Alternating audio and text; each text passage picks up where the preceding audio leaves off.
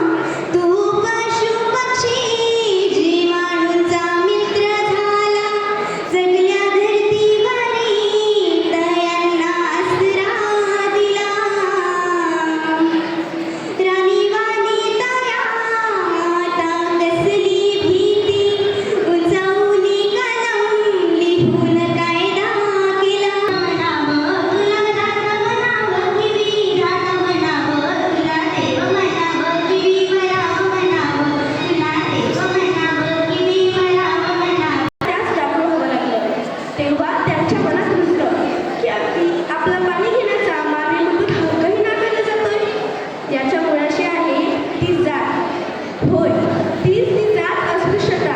ती निवारण्यासाठी आपल्याला लढावं लागेल। आणि या युद्धाने या सामाजिक लढाईचा रणशिंग फुटलं आणि जगातील पाण्यासाठी समतेच्या हक्कासाठी पहिला सत्याग्रह रायगडच्या मातीत महान येथे त्यांच्या नेतृत्वात झाला। मूलभूत मानवी हक्कासाठी तो संघर्ष करणारा, जग बदलणारा